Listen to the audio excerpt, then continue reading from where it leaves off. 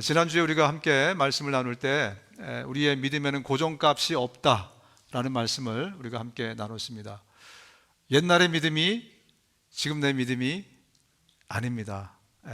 청년 시절에 그 뜨거웠던 그 믿음 좋았던 그게 오늘 지금 현재의 나의 믿음이 아님을 우리가 반드시 좀 각성해야 될 줄로 압니다. 옛날이요. 그냥 옛날일 뿐입니다. 오늘 지금 나의 믿음이 내 믿음이라는 거.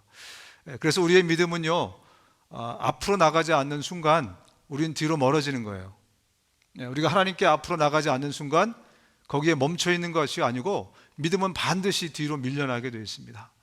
그래서 우리가 우리 믿음 생활은요, 멈춤 없이 계속해서 하나님께로 향해야, 그래야 우리의 믿음이 성장하게 되어 있습니다. 믿음이 성장해야 성숙하고 성숙해야 열매를 맺습니다. 여러분, 하나님의 관심은 우리 돈에 있지 않아요. 내가 뭘 얼마나 많이 이루었고 얼마나 많이 가졌고 거기에 있지 않습니다. 하나님의 관심은 우리의 믿음이 얼마나 많이 성장해서 하나님 닮을 것인가, 예수님을 닮을 것인가, 여기에 하나님의 관심이 있습니다. 오늘 우리가 이제 요한복음 계속해서 말씀을 나누는데요, 이 요한복음을 통해서 성령께서 계속해서 저와 여러분들을 좀 영적인 세계로 끌어당기고 계세요. 저와 여러분들은 죄송합니다.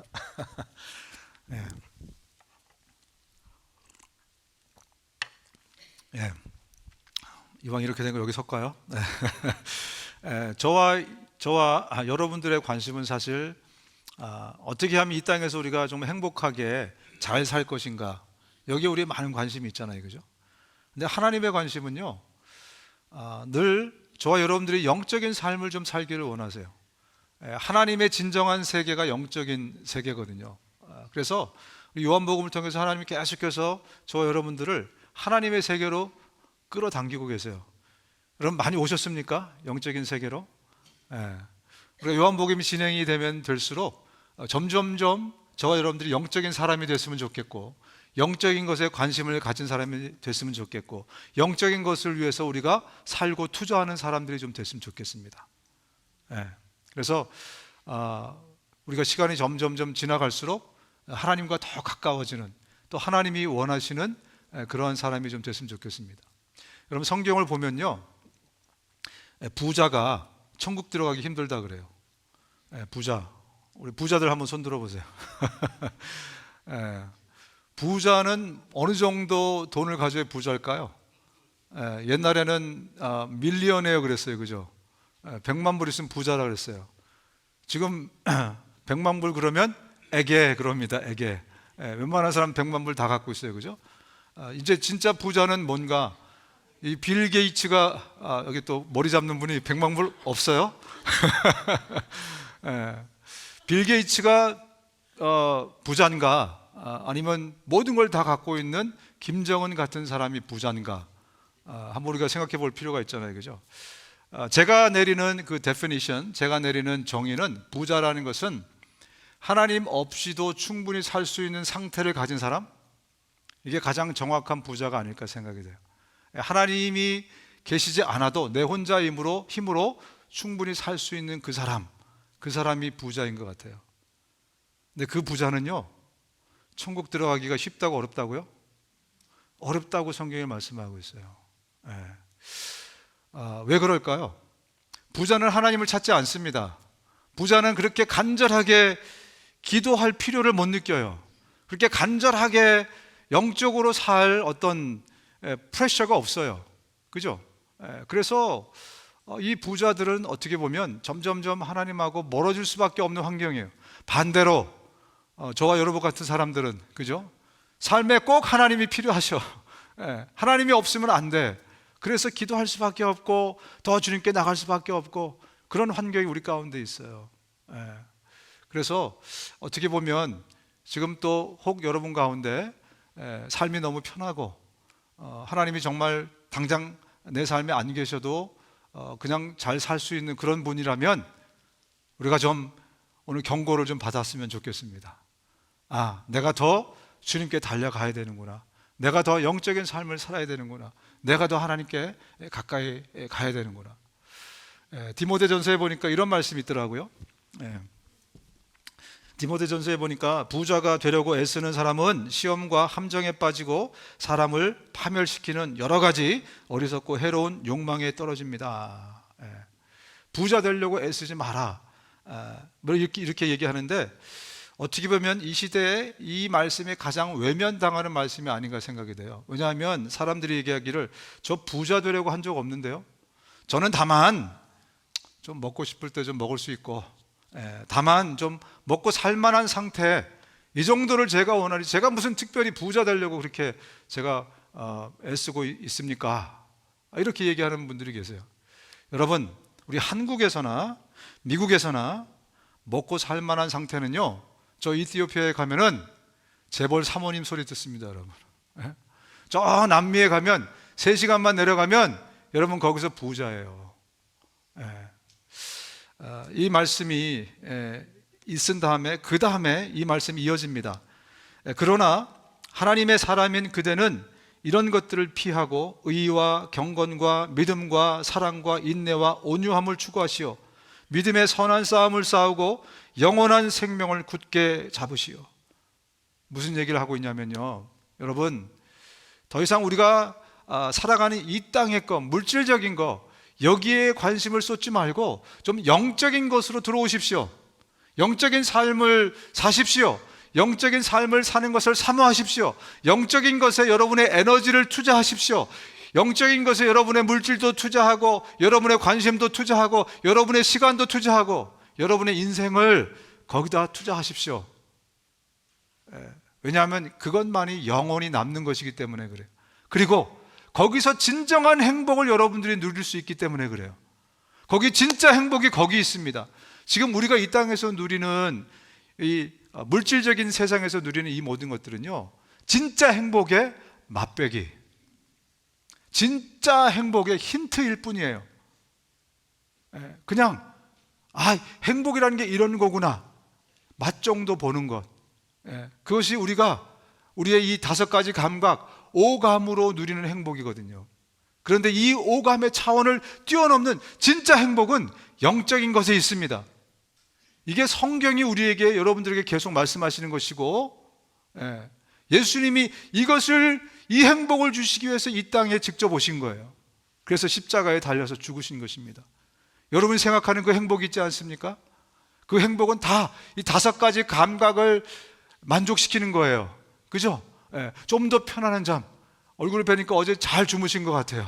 그죠? 아주 컴포터블하게, 아주 정말 좋은 포근한 침대에서 아주 잘 주무시고, 그리고 오신 것 같아요. 그죠? 그게 행복이죠. 그죠? 또 보니까 식사 끝나고 오늘 김기론 집사님 가정에서 대접한다 그러는데 오늘 또 뭘 맛있는 걸 먹을까? 그러면서 맛나는 음식을 우리가 먹으면 어떻게 돼요? 행복감이 느끼잖아요. 그죠? 그래서 어떤 사람들은 이 오감을 만족시키는 것을 진짜 행복인 줄 알고, 행복의 전부가 이건 줄 알고 이것을 위해서 살아가는 사람들이 굉장히 많이 있습니다. 그런데요, 하나님이 주시는 행복, 하나님이 주시겠다는 그 행복은 이 차원을 넘어서는 겁니다. 우리의 오감의 행복이 있는 것이 아니라 이것은 단지 그 진짜 행복에 대한 맛보기일 뿐이라는 거예요. 그래서 저와 여러분들이 찾고 누릴 행복은 바로 그 행복이에요. 이것을 이름하여 천국의 행복이다. 천국에서만 누릴 수 있는 행복이다. 우리가 천국에서만 이 행복을 누릴 수 있는데, 감사하게도 이 땅에 예수님이 그 행복을 가져오신 겁니다. 그래서 이 땅에서부터 저와 여러분들이 이 오감의 행복에 만족하지 않고 진짜 행복, 참 행복을 저와 여러분들이 누릴 수 있도록, 여러분, 그 행복을 갖게 되면 우리의 우울증이 사라져요. 여러분, 저와 여러분들이 갖고 있는 근심과 걱정이 사라집니다. 불안과 염려와 모든 어두움이 다 사라져요. 왜? 그 기쁨은 모든 것을 우리에게 가득 채우기 때문에 그래요. 우리 삶의 모든 것들을 가득 충만하게, 정말 우리가 찾고 자꾸 집어넣으려고 애쓰고 소유하려고 애쓰고 하는 그 모든 것은 다 우리의 안에 있는 이 emptiness 때문에 그렇거든요. 우리 안에 비어있는 이 공간, 그래서 이 공간을 어떻게 하면 내가 채울까? 사람으로 채울까? 그래서 사람을 찾아가서 막 수다 떨고 막 그러면 뭔가 좀 채워지는 듯 해요. 마음이 허전하네? 그럼 가서 정말 맛있고 매운 것을 먹을까? 그러면서 가가지고 막 떡볶이 해가지고 막 드시고 막 뭔가 채워지는 것 같아요. 아니 좀 내가 멀리 여행을 가면 좀 더 행복해질까? 막 그래서 여행을 위해서 돈 벌고 여행을 위해서 준비하고 막 갔다가 돌아오는 순간 여러분 어떻습니까? 너무나 공허하지 않습니까? 그죠? 예. 여러분 하나님이 주시는 천국의 행복을 우리가 채우면 그러면 우리 안에 이 모든 엠티니스가 다 사라져요. 왜? 진짜 하늘에만 있는 그 기쁨과 행복, 즐거움이기 때문에 그래요. 예. 오늘 이 본문 말씀을 통해서 저와 여러분들이 그 차원의 기쁨, 그 차원의 행복을 좀 얻었으면 좋겠어요. 영적인 삶이 무엇인지, 어떻게 그 영적인 삶 안에 들어가는지 그 비결을 오늘 말씀을 통해서 함께 좀 나눴으면 좋겠습니다. 본문으로 들어가겠습니다. 그들은 다시 물었다. 우리에게 무슨 표징을 행하셔서 우리로 하여금 보고 당신을 믿게 하시겠습니까? 당신이 하시는 일이 무엇입니까? 그는 하늘에서 빵을 내려서 그들에게 먹게 하셨다 한 성경 말씀대로 우리 조상들은 광야에서 만나를 먹었습니다. 이게 무슨 얘기를 하고 있냐면요, 지금 이 사람들이 어젯밤에 어제 저녁에 오병이어의 기적을 경험했어요. 예수님이 아이가 갖고 온 도시락에 보리떡 5개 물고기 2마리가 있는데 그걸 가지고 축복했더니 2만 명이 넘는 사람들이 다 배불리 먹은 엄청난 기적, 이 세상에서는 눈 씻고 봐도 찾아볼 수 없는 그 기적을 다 경험했어요. 그래서 이 사람들이요, 오늘도 그거 먹고 싶어가지고 예수님께 지금 쫓아 나온 거예요. 새벽 대바람부터 와가지고 예수님께 요구하는 겁니다. 예수님, 다시 한번 기적을 베풀어 주십시오. 그러면 그때 우리가 진짜 예수님 믿을게요. 이러고 지금 나온 거예요. 여러분 어떻게 생각하세요? 예수님이 한 번 더 기적을 베푸시면 진짜 이 사람들이 예수님을 메시아로 하나님으로 믿을까요? 어떻게 생각하십니까? 제가 성경을 보니까 이 똑같은 기적이 마태복음에도 나오더라고요. 마태복음 14장에 나옵니다. 오병이어의 기적을 베풀어 주셨어요. 그리고 사람들이 와가지고 예수님께 요구하죠. 한 번 더 기적을 베풀어 주시면 그러면 우리가 그 기적 보고 봤으니까 믿을게요. 이렇게 얘기합니다. 그래서 예수님이요 15장에 7병이어의 기적을 베풀어 주십니다. 이번에는 보리떡 7개, 물고기 3-4마리를 가지고 7병이어의 기적을 베풀어 주세요. 그런데 14장에 5병이어, 또 15장에 7병이에요. 그런데 16장에 어떻게 기록이 되어 있냐면 이렇게 기록이 되어 있어요. 바리새파 사람들과 사두개파 사람들이 와서 예수를 시험하느라고 하늘로부터 내리는 표징을 자기들에게 보여달라고 요청하였다. 뭡니까? 오병이어를 경험한 그들이 한 번 더 기적을 베풀어 주면 그거를 경험하고 그걸 보고 내가 당신을 믿겠습니다. 그래서 그 다음에 7병이어를 또 베풀어 주셨는데 그 다음에 뭐라고요? 또 기적을 베풀어 달래요. 여러분 기적을 우리가 경험한다고, 신비한 현상을 경험한다고 예수를 믿게 될까요? 어떤 사람은 보이지도 않는 하나님을 어떻게 믿어? 보이지 않는 예수를 어떻게 믿어? 그 사람이 내 앞에 나타나서 아니면 신비한 현상이라도 내가 겪고 아니면 내가 하는 기도의 응답이라도 되면 그거 보고 내가 믿을게, 이렇게 얘기하는 사람들이 굉장히 많이 있습니다. 오늘 성경은 우리에게 뭘 얘기해 주고 있습니까? 그렇다고 한들 네가 믿음을 갖겠느냐는 겁니다. 그것으로 인해서 네가 참 믿음을 갖겠느냐는 것입니다. 우리 인간은요 죄성을 가진 인간이에요. 그래서 아무리 그런 기적을 보여주고 아무리 그런 이적을 나타내줘도요 내가 믿고 싶은 것만 믿어요. 그게 인간이에요. 내가 보고 싶은 것만 봅니다. 그게 인간이에요. 죄성을 가진 인간이기 때문에 나를 설득해 주세요. 이성적으로 과학적으로 나를 설득해 주세요. 그럼 믿을 것 같죠? 설득이 되어도요 또 의심합니다. 결국은 믿지 않아요. 이게 죄성을 가진 인간의 한계인 것입니다. 그래서 예수님이 이렇게 말씀합니다. 악하고 음란한 세대가 표징을 요구하지만, 기적을 요구하지만 이 세대는 요나의 표징밖에는 아무 표징도 받지 못할 것이다. 그리고 나서 예수께서는 그들을 남겨두고 떠나가셨다. 아주 매몰차게 지금 떠나가셨어요. 하시는 말씀이 뭐냐면 요나라는 선지자가 일개 선지자죠. 일개 선지자가 하나님의 명령을 붙들고 가서 니느웨 성에 가가지고 앞으로 40일이면 니느웨 성이 망합니다, 이렇게 가서 선포했습니다. 원래 3일 길을 3일 동안 외쳐야 모든 사람이 다 들어요. 근데 하루 겨우 외쳤는데요, 모든 니느웨 사람들이 그 말을 듣고 다 회개합니다. 왕부터 저 밑에 짐승에 이르기까지 베옷을 입고 회개하기 시작했어요. 그래서 니느웨 성이 멸망당하지 않았습니다. 일개 선지자가 그랬는데도 그 말을 듣고 회개하고 나왔는데, 지금 메시아이신 하나님이신 예수님이 이 땅에 와서 말씀하셨는데도 그 누구도 예수님을 믿지 않아요. 예수님의 말씀을 믿지 않아요.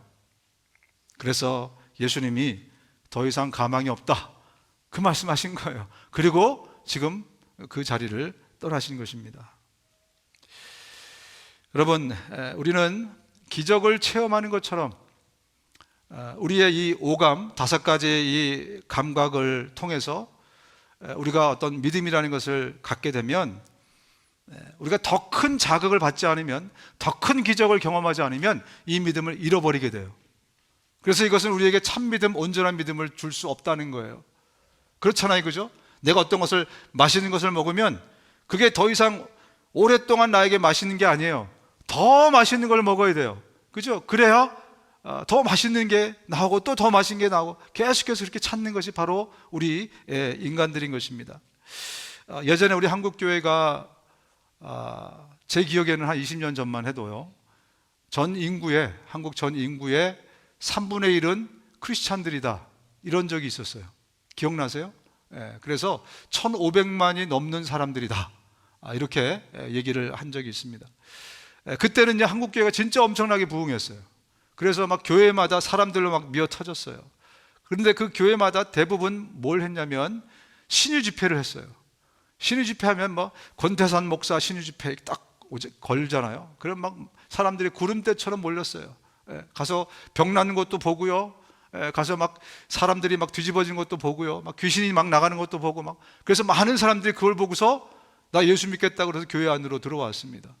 또 어떤 사람은 나와서 막 간증합니다. 내가 예수를 믿었더니 내가 투자한 그 부동산이 10배를 올랐습니다, 주님. 내가 11조를 했더니 이제는 10의 2조를 드릴 수 있는 그런 환경으로 주님이 인도해 주셨습니다. 막 은혜 받고 나도 한번 해볼까 그래갖고 뭐 추라이도 하고, 그래서 믿음들이 생겼어요. 그런데요, 그 믿음이 얼마나 오래 갔습니까? 지금은요, 밖에 나가면 특히 젊은이들이 그런 얘기를 한답니다. 너 아직도 교회 다녀? 너 아직도 예수 믿어? 이런 얘기를 할 정도로 믿음을 가졌던 1,500만의 사람들이 다 지금 어디 갔습니까? 그 사람들이 정말 진짜 믿음을 가졌었더라면, 그 믿음을 유지할 수 있었더라면 우리 한국 사회는 지금 4천만, 5천만이 그리스도인들이 되었을 것입니다. 이렇듯 기적과 이적 혹은 기도 응답을 통해서 내가 믿음을 갖기를 원하거나, 내가 예수 믿기를 원하거나, 아니면 나한테 보여주시면, 하나님이 딱 나타나면 내가 왜 안 믿어? 이런 것은 한계가 있다는 것입니다. 이런 것을 통해서 우리가 진정한 믿음을 가질 수 없다는 것입니다. 그래서 이렇게 말씀합니다. 예수께서 도마에게 말씀하셨다. 너는 나를 보았기 때문에 믿느냐? 나를 보지 않고도 믿는 사람은 복이 있다. 네가 오감을 통해서야, 그래야 네가 내가 하나님인 것을, 네 죄를 용서하기 위해서 이 땅에 오신 예수인 것을 네가 믿겠느냐? 그 보지 않아도, 만지지 않아도 믿을 수 있는 그 사람이 진짜 복 있는 사람이다. 그렇게 말씀하고 있는 겁니다. 여러분, 어쩌면 기적을 보여주세요, 하나님이 내 앞에 나타나 주세요, 음성이라도 들려주세요, 이렇게 요구하는 것은, 나도 믿고 싶은데, 나도 진짜 목사님이 얘기하는 성경에 나오는 그 천국의 행복, 그 행복을 나도 좀 맛보고 싶은데 내 이성이, 내 지성이 용납을 안 하니까 내 이성을, 지성이 용납되도록 나 좀 도와주세요, 이런 외침이 아닐까도 생각해 봅니다. 그래서 주변에 여러분들이 이제 전도하시는 사람들, 야 예수 믿어, 교회 나와봐 하는 사람들이 그 얘기를 듣고, 야 하나님이 내 앞에 딱 나타나면 나 그때부터 믿을게, 이런 얘기 하는 이유가 바로 그 외침이 아닐까. 나도 믿고 싶어 진짜. 근데 그동안의 나의 경험이, 나의 받은 교육이, 내 안에 있는 어떤 이성과 지성이, 내 논리가 그것을 허락하지 않아. 나 좀 도와줘. 아마 그런 외침이 아닐까 저는 생각이 됩니다. 여러분, 분명히 말씀드리고 싶은 것은요, 그런 이적과 기적은 잠깐의 도움은 될 수 있을지 모르겠습니다. 그러나 그것이 우리에게 참된 믿음을, 여러분이 그것을 여러분이 원하는 대로 하나님이 딱 나타나면 믿을 것 같지만요, 그렇지 않아요. 그렇기 때문에 하나님이 안 나타나시는 것입니다. 이게 인간이에요. 이게 인간의 속성이기 때문에 그렇습니다. 요한복음 끝에 가면 이런 말씀이 있어요. 예수께서는 제자들에게 이 책에 기록하지 않은 다른 표징도 많이 행하셨다. 그런데 여기에 이것이나마 기록한 목적은 여러분으로 하여금 예수가 그리스도요 하나님의 아들이심을 믿게 하고 또 그렇게 믿어서 그 이름으로 생명을 얻게 하려는 것이다. 하나님은 여러분에게 생명을 주기를 원하세요. 하나님이 여러분을 행복하게 주기를 원하세요. 하나님이 여러분을 천국에 데려가기를 정말 원하세요. 그런데 하도 안 믿으니까 그나마 기적이라도 좀 보여줘서 이거를 통해서라도 여러분을 그 천국으로 생명을 주는 그 길로 예수를 믿게 해보려고, 그래서 이 기적을 많이 베풀었다, 이 말씀을 하고 있는 것입니다. 여러분, 기적을 체험해 보는 것보다 진짜 나로 하여금 예수님이 하나님인 것, 예수님이 내 구세주인 것을 믿게 하는 비결, 중요한 요소는 뭐냐면 기적이나 이적이나 신비한 현상이나 하나님이 내 눈앞에 나타나는 게 아닙니다. 뭐냐면 믿어보려는 마음과 의지입니다. 이미 우리의 본성은 결판이 났어요. 보여준다고 해도, 기적을 내가 기적의 빵을 먹고 떡을 먹는다고 해도, 직접 먹어본다고 해도 믿을 것 같지만 안 믿어요. 계속 기적을 요구하는, 그게 우리의 본성인 것이 결판이 났어요. 정말 중요한 것은 뭐냐면 내 논리와 이성을 설득시켜주는 그런 어떤 현상이 아니라 내가 믿어보려는 마음과 의지입니다. 내가 믿어보려는 마음이 있으면, 내가 믿어보려는 의지가 있으면, 그러면 신기한 일이 일어납니다. 믿음이 차츰차츰 생기기 시작해요. 그래서 여러분들이 구해야 될 것은 신비한 현상이나 기적이 떡이 아닙니다. 내가 믿어보려는 마음입니다. 내 의지를 발동하는 것입니다. 그때 믿음을 갖게 되고, 그리고 그 믿음을, 내가 내 믿음을 성장시키려는 의지가 있을 때 그 믿음이 성장되고 성숙시키는 것이지, 주님 내가 기도하면 이 기도 제목 이루어주시면 그럼 내 믿음이 조금 더 자라고 내가 주님을 더 신뢰하게 되지 않겠습니까? 그러면 조금 더 큰 자극적인 기도 응답을 또 기도하고 있어요.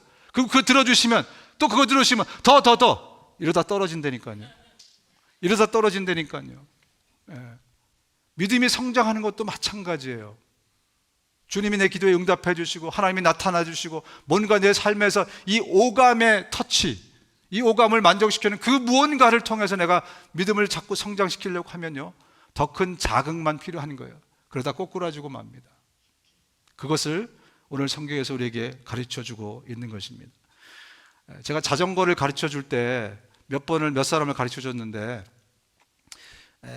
빨리 배우는 사람하고 늦게 배우는 사람 차이가 있더라고요. 저는 처음에 운동신경의 차이일 거라고 생각을 했어요. 근데 직접 가르쳐 주면서 운동신경의 차이가 아니고 믿음의 차이더라고요. 뒤에서 자전거를 처음에 잡아주잖아요. 처음 배우는 애들이나, 저도 저희 와이프도 제가 자전거를 가르쳐 줬는데, 이 자전거를 타고 가면서 제가 얘기를 합니다. 페달을 비비면 안 넘어져. 페달을 비벼봐. 그런데 처음 자전거를 타보신 분, 배워보신 분은 기억나실 거예요. 두려워요. 그래서 내가 페달을 비비면 이게 앞으로 나가니까 이게 넘어질 것 같아. 그래서 뒤에서 나를 믿고 페달을 밟아봐. 그래서 믿고 페달을 밟는 사람은요, 빨리 배워요. 그렇죠? 근데 페달을 안 밟으면 어떻게 됩니까? 제가 천하장사여서 망정이지, 제가 천하장사가 아니었으면 앞으로 안 비비면 넘어지게 돼 있어요. 그죠? 붙잡아 주잖아요. 그죠? 그리고 또 어떻습니까? 자꾸 페달을 이제 밟는 단계가 넘어가면 자꾸 뒤돌아보면서 손 놓으면 안 돼, 손 놓으면 안 돼. 못 배워요, 그 사람은. 그죠? 핸들이 일로 가고 절로 가고. 믿어야 돼요. 그죠? 먼저 믿는다는 것이 이렇게 중요한 것입니다. 인간이 먼저 믿는다는 것이 굉장히 중요한 거예요. 많은 사람들은 뒤집어서 내가 이해해야 믿겠다, 내 논리와 내 사고를 만족시켜줘야 믿겠다, 이렇게 얘기하는 사람이 굉장히 많이 있습니다. 제가 말씀을 준비하면서, 이건 제 머리로 되는 게 아니고 성령께서 저에게 인사이트를 주셨어요. 그래서 제가 개념 정리를 이렇게 했습니다. 많은 경우에 우리의 릴레이션십 가운데, 사람과 사람의 관계 가운데는 크게 두 가지 종류가 있더라고요.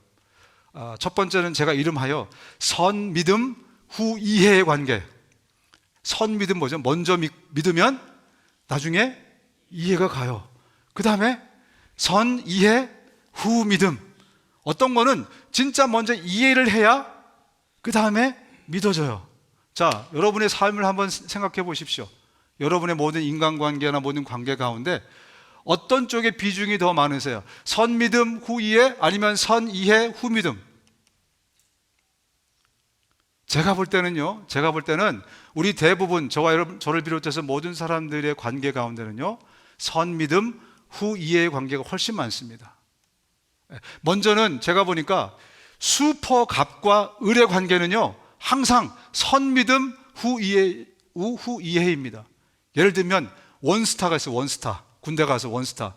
그리고 짝대기 하나 쫄병이 있습니다. 그러면 원스타가 무슨 얘기를 하면, 장군님, 저를 설득하셔야 제가 움직입니다. 저에게 이 논리를 타당하도록 저에게 이해시켜 주십시오. 그러다 어떻게 되죠? 골로 가죠. 회장님이 오셨어요. 말단 사원에 들어가서 회장님이 뭔가를 얘기하시는데, 제가 회장님의 말을 제가 이해하고 믿으려면요, 적어도 과학적이 돼야 돼요. 논리적이 돼야 됩니다. 그러고 가서 어떻게 되죠? 당장 백수돼요. 그죠? 그런 관계가 있어요. 또 어떤 관계가 있냐면, 굉장히 친밀한 사이는 보통 보면 선 믿음과 후 이해의 관계로 이 릴레이션십이 계속해서 이어집니다. 가족 관계 같은 경우, 엄마가 있어요. 우리 엄마가 국문학교밖에 못 나왔어요. 근데 저는 박사학위가 있어요. 근데 엄마가 얘기를 합니다. 태산아, 이러저러해서 이렇게 해라. 어머니, 그 말씀은 감사하지만 저를 논리적으로, 저를 과학적으로, 이성적으로 이해시켜야, 그래야 제가 어머니를 믿습니다. 이런 자식을 뭐라 그러죠? 전문용어로 후레 자식. 우리 친한 친구도, 그죠? 친한 친구들이 있지 않습니까? 친구가 얘기해요. 그럼 일단 믿어주지 않습니까? 믿고, 나중에 보니까 그래서 이 친구가 그렇게 행동했구나, 그렇게 말했구나. 부부 사이가 있습니다. 남편에게 얘기하죠. 당신이 한 행동, 당신이 한 말들, 당신이 나에게 논리적으로, 과학적으로 나를 설득시키지 않으면 난 당신 못 믿어. 그러면 벌써 도장 찍어야 돼요. 그런 관계는 도장을 찍어야 됩니다. 남편과 아내가 얘기했을 때 우리는 먼저 믿고 봅니다. 그렇지 않습니까? 여기 협조를 못 하시는 분들은 관계를 의심해 봐야 될 것 같은데, 지금. 정말 가까운 관계, 이 친밀한 관계는요, 먼저 선 믿음과 후 이해가 따라 나와요. 근데 이 관계를 거꾸로 해가지고 내가 먼저 이해해야 당신을 믿어, 그건 벌써 깊은 관계가 아닙니다. 근데 참으로 희한하게도 하나님과 인간의 관계는요, 이 두 가지가 다 포함이 됩니다. 슈퍼갑과 하나님과 피조물의 관계, 그죠? 또 하나님과 친밀한 이 관계, 그래야 믿음이 계속해서 유지가 되고 믿음이 생성이 되고 발전할 수 있어요. 여러분, 하나님은요, 내가 하나님의 존재를 이해시켜주면 내가 믿겠습니다. 기적을 보여주면 내가 그때 예수를 믿겠습니다. 이것으로는 믿음이 생길 수 없습니다. 하나님과 피조물의 관계는 내가 지금은 이해가 안 되지만, 내가 지금은 용납이 안 되지만 내가 먼저 믿겠습니다. 장군님, 회장님 하듯이, 어머니 혹은 친구, 남편, 아내에게 하듯이 내가 먼저 하나님을 믿겠습니다. 그러면 그 하나님의 말씀이 나에게 이해를 가져다 줍니다. 정말 하나님이 살아계시구나. 그래서 하나님이 이 말씀을 하시는구나. 믿음도 잘하게 돼 있어요. 지금 당장 내가 성경 읽을 때 이렇게 순종하라 그랬는데, 어렵죠, 하나님?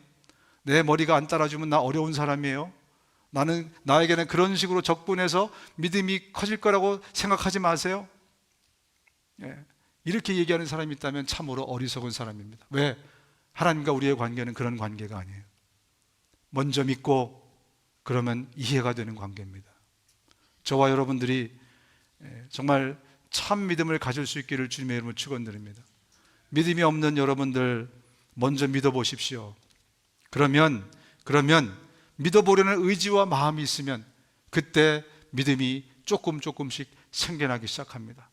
나는 절대로 나를 과학적으로, 이성적으로, 철학적으로 설득이 되지 않으면 나는 안 믿어.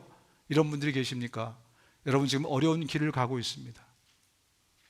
하나님께서 기적을 보여주신다고 한들, 엄청난 사건을 여러분한테 보여주신다고 한들 잠시 그때 믿을지 모르겠지만 그 믿음은 오래가지 못합니다. 그래서 많은 사람들이, 기적을 경험했던 사람들이 나중에는 예수님을 떠납니다. 그것을 우리가 성경을 통해서 볼 수 있습니다. 계속해서 말씀으로 들어가겠습니다. 예수께서 그들에게 대답하셨다. 내가 진정으로 너희에게 말한다. 하늘에서 너희에게 빵을 내려다 주신 이는 모세가 아니다. 하늘에서 참빵을 너희에게 주신 분은 내 아버지시다. 하나님의 빵은 하늘에서 내려와 세상에 생명을 주는 것이다. 하나님께서는요, 모세를 통해서 많은 기적을 일으키셨어요. 홍해를 건너게 하셨습니다. 모세를 통해서 정말 또 만나를 또 먹게 하시고 많은 기적을 일으키셨어요. 그랬더니 지금 사람들이 예수님한테 뭐라 그러냐면 기적의 빵을 모세가 줬다는 거예요. 오늘 본문을 잘 읽어보십시오. 모세가 우리에게 빵을 줬대요. 그랬더니 예수님이 그것을 코렉션을 해줍니다. 예수님이 그것을 수정해 주십니다.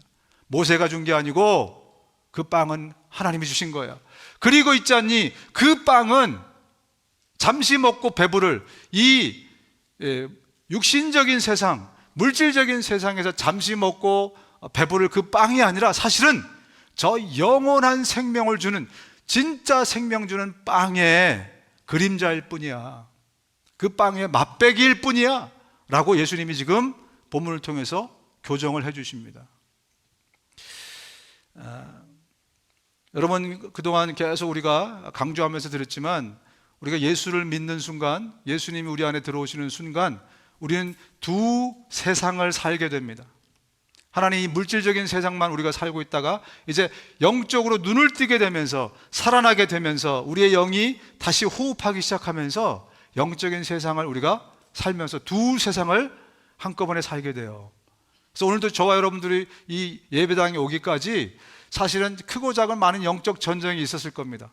아침에 일어나면서 오늘도 일요일인데 눈을 떠야 하나, 좀 더 자자, 좀 더 졸자, 아마 그러신 분들이 지금 웃으시는 분들이고요. 그리고 또 오면서 차 안에서 또 하필 부부싸움을 또 평소에 같이 차를 안 타니까 주일날은 또 가스비 절약한다고 같이 타고 오다가 또 하필 여기서 또 뭔가 해프닝이 일어나서 영적 전쟁이 좀 있었을 수도 있어요. 그죠? 이렇듯 눈에 보이지 않지만 저와 여러분들은 두 세상을, 예수 믿은 우리는 두 세상을 동시에 살아가는 사람들이에요. 그래서 성경에서는요, 우리 한국말로는 단어가 많지 않아 가지고 전부 다 이렇게 스페시픽하게 이건 저거다 이렇게 하지 못합니다. 그러나 원어는요 굉장히 그게 디테일합니다. 그래서 이 물질적인 세계, 육체적인 세상을 비오스라고 불러요. 비오스의 세상, 비오스, 카스모스, 비오스. 그리고 영적인 세상, 이 영적인 세상을 조에라고 부릅니다. 조에, 비오스 조에. 한 번만 따라해 보실까요? 비오스 조에. 재밌네요. 조에, 비오스. 그래서 이쪽은 물질적인 세상이에요. 육신의 세상. 그래서 이 비오스의 세상에서는요, 모든 것이 다 오감으로만 통합니다. 5가지의 감각, 행복을 느껴도 이 비오스의 물질적인 세상에서는 5가지의 감각이 만족이 안 되면 안 행복해져요. 그래서 내가 눈으로 봐야 돼요. 멋진 그림과 환경을 내가 눈으로 봐야 행복감을 느껴요. 귀로 아름다운 음악을 들어야 내 마음이 동요가 돼요. 그죠? 뭘 맛있는 것을 눈으로만 쳐다보면 안 되고 뭐 먹어야 돼요. 그죠? 그래서 느껴서, 사실 우리가 이 땅을 살아가는 사람들의 최고 목표는 뭐냐면, 이 조회의 세상을 모르는 사람들의 최고 목표는 뭐냐면 이 오감을 행복하게 하는 데 있어요. 5가지의 감각이 늘 행복하는 데 있습니다. 그런데 이 조회의 세상은요 달라요. 여기는 커런시가, 여기는 돈이 오감이라면, 유통하는 게 모든 게 오감으로 통한다면 여기는 그렇지 않아요. 이 영적인 세계에 우리가 들어가는 순간 이 모든 것은 예수 그리스도가 커런시입니다. 하나님이 커런시예요. 하나님의 은혜와 하나님의 공급하심과 하나님의 모든 것으로 통용되는 세상이 영적인 세계예요. 그래서 예수님이 이 땅에 오셔서 저와 여러분들을 대신해서 십자가에 못 박혀 죽으시고 이 비오스의 세계에만 있는 저와 여러분들에게 새로운 감각을 깨우치게 하시고, 그리고 우리를 자꾸 어디로 끈다? 조회의 세상으로 끌어주시는 거예요. 점점점 영적인 세상을 살도록, 점점점 영적인 것을 위해서 투자하도록, 점점점 영원한 세상을 준비하며 살도록 계속해서 주님 우리를 이끌어 주시는 거예요. 그리고 결정적인 것은 이 조회의 세상에는요, 도저히 오감으로는 맛볼 수 없는, 상상도 할 수 없는 진짜 행복과 기쁨이 여기 있다는 거예요. 쉽게 말하면 천국에서나 가서 누릴 수 있는 행복과 기쁨과 즐거움, 그게 이 조회의 세상에는, 영적인 세상에는 있습니다. 그래서 예수님이 그걸 가지고 이 땅에 오신 거예요. 천국 가기 전부터 저와 여러분들이 그 행복을 누리라고. 그 행복을 저와 여러분들이 누리면요, 아까 말씀드린 대로 여러분, 우울증이 웬 말이냐? 우울증이 사라집니다. 근심과 두려움이 웬 말이냐? 이 모든 것들이 사라지게 됐어요. 어둠이 사라지게 되어 있습니다. 우리 안에 있는 뭔가 갈증 나는 모든 것들이 채워지게 되어 있어요. 그래서 주님은 이 차원의 천국의 행복을 우리에게 주시길 원하시는 겁니다. 주님의 목표는 우리가 이 땅을 살더라도 오감으로 행복하는 그것을 뛰어넘는 참 행복을 이 땅에서부터 저와 여러분들이 예수 믿고 그것을 누리기를 원하시는 거예요. 그래서 예수님이 직접 그 행복을 우리에게 가지고 온 것입니다. 근데 많은 사람들이 이 조회의 행복을 모르니까, 또 아직 이해를 잘 못하니까 이 세상의 것만 가지고 아직도 예수를 믿으면서도 오늘도 나를 배부르게 해주시고, 오늘도 나를 행복하게 해주시고, 오늘도 나에게 돈 좀 주시고, 또 귀인을 만나서 그 사람을 통해서 좀 내가 좀 삶이 업그레이드 되게 해주시고, 이런 것을 여전히 이런 것만 구하는 그런 분들이 있다는 겁니다. 여러분, 이 조회의 행복은 언제부터 시작되냐면, 천국의 행복은 언제부터 시작되냐면, 행복의 생명의 근원 대신 하나님하고 커넥트 되는 순간부터 시작돼요. 커넥트 됐다가 떨어지면 어떻게 될까요? 행복이 끊어져요. 커넥트가 되면 그 행복을 누릴 수 있게 돼요. 천국에서나 누릴 수 있는 행복을 이 땅에서 누릴 수 있게 됩니다. 끊어지면 없어져요. 붙으면 행복해져요. 제가 왜 이것을 이야기할까? 여러분, 우리가 하나님하고 단절되는 순간부터 우리는 이 조회의 세상에서 누릴 수 있는 천국의 행복이 다 사라졌어요. 원래 여러분, 에덴 동산은요, 조애의 세상입니다. 원래 우리 인류가 최초로 지어졌을 그 에덴 동산에서는 천국의 기쁨이 있는 그런 세상이었어요. 그래서 하나님과 늘 동행하고, 하나님과 늘 마음을 나누고, 하나님과 늘 교제하고, 하나님과 늘 먹고 마시고, 그런 환경 가운데 있다가 죄를 짓게 됩니다. 그러면서 인간이 이 조회의 세상, 여기서 쫓겨나면서 비오스의 세상으로, 물질적인 세상으로만 우리가 살게 된 겁니다. 그러다 보니까 우리는 조회의 천국의 기쁨이 뭔지 몰라요. 언제까지? 언제 알게 되는가? 다시 예수 그리스도를 통해서 하나님하고 커넥트 되는 그 순간부터 진짜 기쁨이 이거였구나. 그동안 내가 맛있는 음식을 먹어서 힌트로 얻었던 그 기쁨이 알고 보니까 진짜 이 기쁨에 대한 힌트였구나. 내가 좋은 옷을 입고 오늘도 뽐내면서 그때 누렸던 그 행복, 그게 알고 보니까 진짜 행복에 대한 맛배기였구나 라는 것을 예수 그리스도를 통해서 하나님하고 리커넥트되면서 그것을 우리가 다시 알게 됩니다. 성경에 이런 말씀이 있습니다. 육에 속한 사람은 하나님의 영에 속한 일들을 받아들이지 아니합니다. 모르니까 못 받아들인다는 거예요. 육에 속한 사람들은. 그런 사람에게는 이런 일들이 어리석은 일이며 그런 일들을 이해할 수 없습니다. 이런 일들은 영적으로만 분별되기 때문입니다. 그래서 우리가 신앙생활 열심히 하는 사람들을, 아직 이 비오스의 세계에 있는 사람들은, 이 조회의 세계에 있는 사람은 이해를 못하니까 저 사람 주일날 멀쩡하게 차려입고 지금 어디 가는 거야? 교회 가서 자기 돈 내고 지금 뭐 하는 거야 지금? 오히려 가서 자기 돈 내고 자기가 땀 흘리고 자기가 봉사하고 지금 이렇게밖에 이해를 못하는 거예요. 왜? 영적인 세계에 대해서 무지하니까. 아직 하나님하고 커넥트가 안 되면, 예수를 통해서 커넥트가 되지 않으면 그 세계를 도저히 이해할 수 없어요. 저 사람 좋은 대학 나온 거 분명히 아는데, 저 사람 똑똑한 거 분명히 아는데 왜 저렇게 예수에 미쳐서 살지? 이렇게밖에 얘기할 수 없는 거예요. 왜?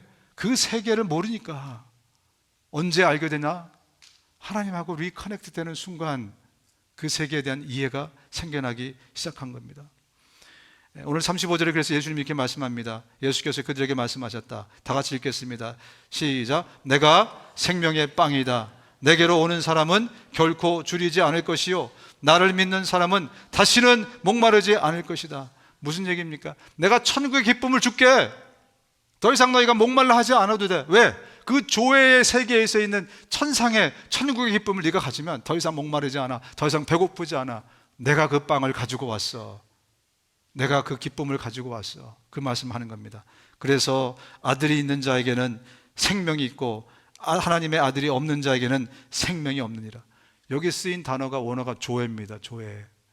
예수 그리스도 그분이 있는 곳에 그분을 영접한 사람에게는 이 천국의 기쁨 조회가 그에게 있다. 생명이 그에게 있다라고 말씀을 하고 있는 겁니다. 여러분, 하나님이 왜 인간을 지어놓고 이렇게 골치 아프게 살게 하는가? 그런 고민을 해보셨습니까? 왜 나를 이 땅에 보내갖고 생명이라는 것이 나한테 들어오면서 나라는 존재가 이 땅에 존재하면서 왜 이렇게 정말 힘들고 어려운 삶을 살게 하는가, 살게 되는가? 그래서 어떤 사람은 끊어버리잖아요, 이 목숨을. 예? 그래서 없애버리잖아요, 자기 스스로. 자살하는 사람들 있잖아요, 그죠? 예. 왜 이렇게 힘든가? 그렇게 생각하시는 분들이 계실 겁니다. 하나님은 왜 인간을 만들었을까요? 넘버원, 부려먹으려고, 일 시켜 먹으려고. 근데 만약 넘버원이 진짜라면 하나님은 천사를 통해서도 충분히 많은 일을 하실 수 있고 더 빠르게 더 효과적으로, 그죠? 훨씬 잘 일하실 수 있습니다. 그런데 하나님이 인간을 만드셨어요. 왜 만드셨을까?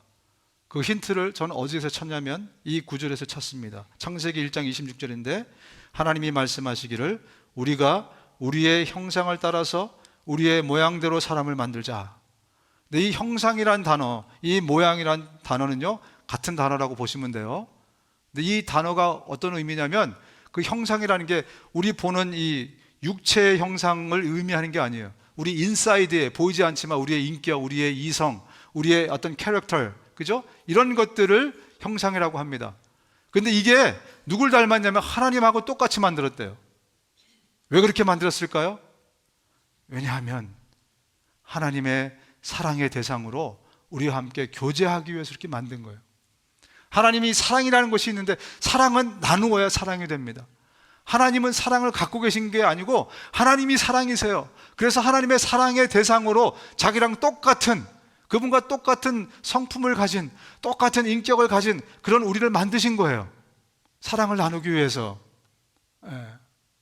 그게 우리가 존재하는 목적입니다. 하나님과 그래서 사랑의 관계를 유지하고 있었을 에덴 동산에서는요 별 문제가 없었어요. 그런데 하나님하고 관계가 떨어져 버리니까, 하나님하고 관계가 멀어져 버리니까 하나님이 주시는 그 사랑과 은혜를 계속해서 우리가 공급받지 못하는 거예요. 그러면서 우리의 삶에 괴로움이 발동하고 어려운 일이 일어나고 힘든 일이 생겨나고, 그래도 내가 대처할 수 없는 그런 삶을 우리가 살게 되는 거죠. 다시 하나님하고 리커넥트되는 순간, 또 하나님하고 커넥트해서 살아가는 순간은 천국의 기쁨이 우리 안에 계속해서 유지가 되는 겁니다. 그래서 저와 여러분들에게 중요한 것은 늘 하나님과 교제하는 거예요. 늘 하나님과 함께 호흡하고 하나님과 함께 살아가는 겁니다. 하나님이 보실 때 여러분의 문제가 뭔 것 같으세요? 자, 우리 입장 바꿔놓고 생각해 봅시다. 여러분이 하나님이라고 생각하면 하나님이 보실 때 내 문제는 무엇인 것 같은가? 열심히 헌신 안 하는 것? 열심히 뭔가 부지런하게 안 사는 것?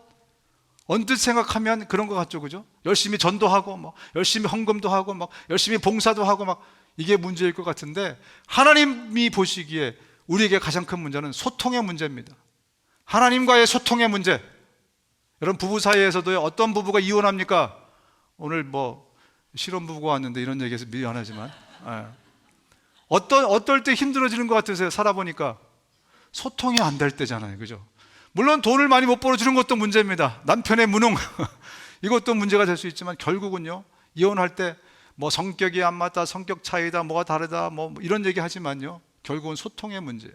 소통의 문제만 해결되면 모든 관계는 everything okay.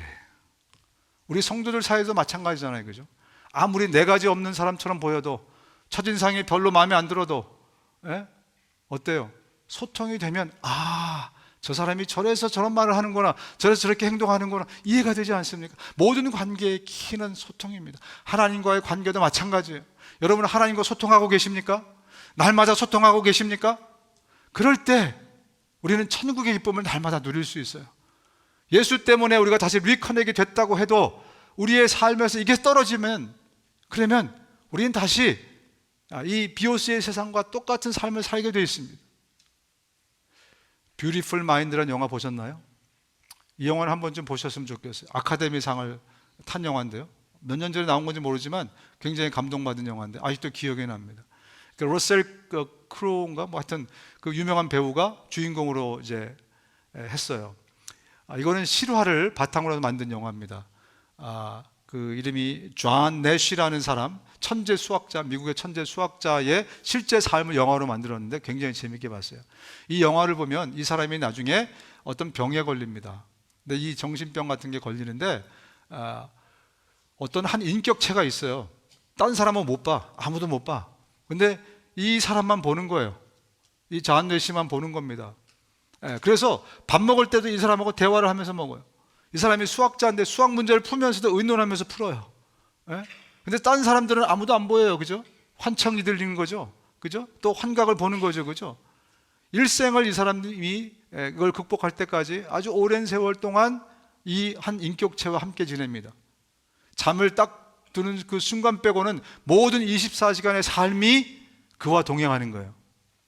여러분, 제가 이 영화를 보면서 뭘 느꼈겠어요? 이게 우리 그리스도인의 삶이구나. 이게 우리 성령을 모신 사람들의 삶이구나. 다른 사람에게는 하나님이 성령이 안 보이지만 성령은 살아있는 인격체지 않습니까? 그 성령이 나와 함께 24시간을 동행하는 그 삶. 그래서 성령께 묻고 성령께 내 마음에 있는 이야기도 터놓고 성령과 함께 늘 하나님과 함께 커넥트 되는 그러한 삶. 그때 우리에게 진짜 천국의 기쁨, 천국의 행복을 내가 누리면서 살 수 있겠구나. 내가 예수 믿어도 왜 나한테 근심이 자꾸 생기지? 내가 예수 믿어도 왜 자꾸 나한테 갈등과 어려움이 생기지? 그 순간을 잘 살펴보십시오. 바로 그 사람처럼, 뷰티풀 마인드에 나오는 사람처럼 성령님이, 하나님이, 예수님이 늘 나와 함께 계시지 않기 때문에 우리가 그 기쁨으로부터 멀어지고 있기 때문에 그렇습니다. 여러분, 저와 여러분들은 이 땅에서부터 천국의 행복을 누리면서 살 수 있는 우리 모두가 되실 수 있기를 주님의 이름으로 축원드립니다. 하나님이 허락해 주셨어요. 예수님이 그것을 가지고 오셨습니다. 성령을 저와 여러분 가운데 보내주셨습니다. 그래서 우리 성령님과 함께 마치 그 영화의 주인공처럼 늘 주님과 함께 먹고 마실 때, 또 뭐 게임할 때에도, 공부할 때에도, 일할 때에도 늘 24시간 주님과 함께 보내시기를 주님의 이름으로 축원드립니다. 우리 몇 주 전에 우리가 우리의 지성소 얘기했죠? 그죠? 우리의 골방을 얘기하지 않았습니까? 정해진 시간, 정해진 장소가 우리에게 분명히 있어야 된다. 그것뿐만 아니라 오늘 주님이 말씀하십니다. 나는 너와 24시간 함께 하기를 원한다. 저와 여러분의 삶이 이 삶으로 올라갈 수 있도록 이제 우리 훈련합시다. 이제 우리가 우리의 삶을 한 단계 믿음의 영적인 단계로 더 올라가기 위해서는 이 계단을 넘어오셔야 돼요. 날마다 24시간 주님과 동행할 수 있는 우리 모두가 될 수 있기를 주님의 이름으로 축원드립니다. 눈을 감으시겠습니다. 여러분, 천국은 있습니다. 그리고 하나님은 이 땅에서부터 우리에게 힌트를 주고 계세요. 그림자를 보여주고 계십니다. 예수님이 그 천국을 가지고 오셨어요. 누구든지 나를 너의 마음에 영접하는 자들에게 내가 천국을 주고 천국에서만 누릴 수 있는 기쁨을 이 땅에서부터 주겠다. 그래서 우리는 이것을 굿뉴스, 복음이라고 우리는 부릅니다. 여러분들이 예수님을 마음에 영접할 때, 그때 예수님이 그 천국을 여러분 마음 가운데, 여러분의 삶의 중심으로 가지고 오십니다. 우리가 기도할 것입니다. 여러분들이 이 기도를 함께 따라하면서 이 기도대로, 이 기도를 나의 의지를 움직여서 이 기도를 통해서 내가 예수님을 그러면 영접하겠습니다 라는 마음을 가지고 영접을 하게 되면 예수님이 여러분의 마음에 들어오십니다. 그리고 알게 모르게 조금씩 여러분의 삶의 변화가 생겨나기 시작할 것입니다. 여러분, 믿으려는 의지보다 더 확실하게 진짜 믿음을 갖는 비결은 없습니다. 저 사람이 저 앞에서 주장하고 외치는 소리가 거짓말이 아닐진데 내가 한번 믿어봐야 되겠다. 여기 함께 고개 숙인 많은 사람들이 지금 이성적인 사람들이 아닐진데 이 기도를 한번 내가 따라하면서 예수님을 영접해 봐야 되겠다 라는 그러한 마음을 가지고 함께 여러분들이 이 기도를 고백으로 따라 하시면 예수님이 오늘 여러분의 마음속에 들어가신다고 약속하셨습니다. 우리 함께 이 기도를 하겠습니다. 예수님, 내가 죄인으로 태어나 죄 짓고 살아가는 죄인인 것을 고백합니다. 나의 죄를 용서하여 주옵소서. 예수님이 내 죄를 대신해서 십자가에 죽으시고 부활하셔서 감사합니다. 내가 이제 예수님을 내 구세주요 인생의 주인으로 모시기 원합니다. 나를 불쌍히 여기셔서 내 마음에 들어오시옵소서. 이제 나를 다스려 주시고 하나님의 나라로 나를 인도해 주십시오. 예수님의 이름으로 기도합니다. 아멘.